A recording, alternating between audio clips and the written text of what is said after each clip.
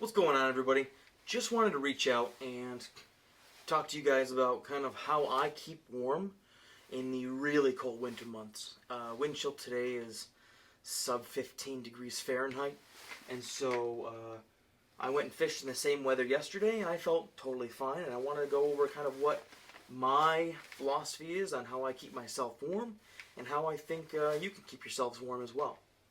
A couple things we're going to break down, a couple concepts and philosophies, but also just some general gear, no names specifically. The first bit of gear I think is the most important are your waders. Now, when we film, I have to film in specific brands, but if I had to go and recommend anything in particular to my audience, I would recommend wearing some 5 mil or heavier neoprene boot foot waders. Boot foot waders honestly are much warmer than stocking foot in the way that they can trap and maintain your heat, and make sure those are chest highs, and then that you're layering accordingly. And what I mean by layering is when you layer under something like that, you don't want to sweat, but I would go wool, as much merino wool as possible. As far as, you don't want to over layer, but like anything that you can make, you can layer that is merino wool. Try, if you're going to go 2 layers or 3 layers, go as much wool as you can muster. I personally wear a cotton sock or a thin sock followed by merino wool knee-high or calf-high sock. And what that does is it prevents compression, maintains the space. You want space, so your boots hopefully have lots of space in them. And the drawback by wearing boot foot is that they're often not studded. So if you have to wear your wading boots because of the studs, try and use the same principles. Wool that doesn't compress. There are some really good modern fabrics out there, but it is hard to beat 100% wool. Scratchy wool, wool blends, those are really good for maintaining your heat, because if they get wet, with sweat even, they're going to maintain their heat, conserving properties and trapping properties. Now, when it comes to your layering on top, I like to go with same concept. I wear a thin layer, then I wear wool, and then I wear my shell. Although lately I have been switching. I actually received a heated vest. If you can keep your core warm, your extremities then can stay warmer.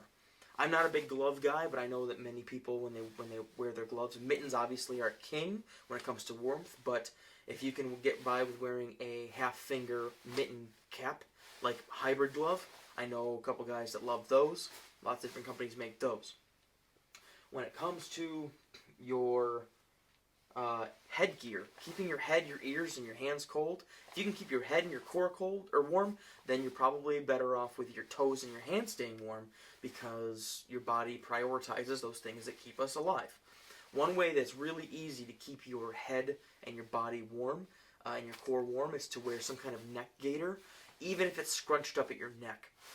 Reason being, if you wear a gaiter around there, it traps heat down inside your shell.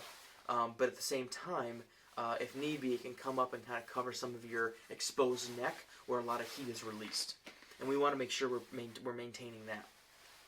Additionally, when it comes to your jacket itself, waterproof is key, obviously, but also I am a person that wears a lot of down or like a synthetic down material, because again, you want space. The reason those work is because the feathers create space for heat to get trapped. Additionally, they opt for a lot of range of motion. I have lots of different brands of the same type of coat, but regardless, it is something that I use frequently. And then additionally, anything that allows you to zip up as high as you can, especially if you're going to be in the cold, when your hood goes up, if it covers up your face, it helps in case you end up far away from the car and you get wet and you need to stay warm, or you need to walk back with just having options is key, okay? Especially when covering your face, your hands, and your feet. Now, additionally, hot hands and some warmers. I know the brand Zippo makes like both a gas and an electric fueled heater that you can put in your pockets. Those I would save until you start to feel it, because usually whenever you get yourself ready in the car, like I get myself ready before I leave my house, hop in my car, hit the water, I've then had warmth all over my body, and I've developed the heat inside the system before I leave the car.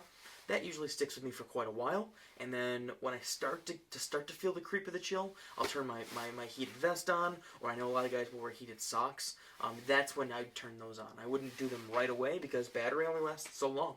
And somebody like myself who has to fish for 8 to 10 hours at a time, while whether it be guiding or whether it be shooting, you definitely want to make sure you've got it when you need it. But that's pretty much my philosophy is go as light but high quality material as you can.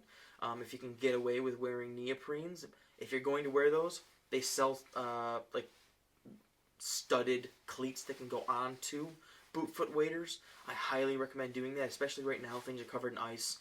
Things are slick. Make sure you're protecting yourself. The last thing you want to do is fall, get water in you, whether it be through the coat, whether it be through in your waders, whatever. That is a recipe for disaster if you're far away from the house in super cold weathers.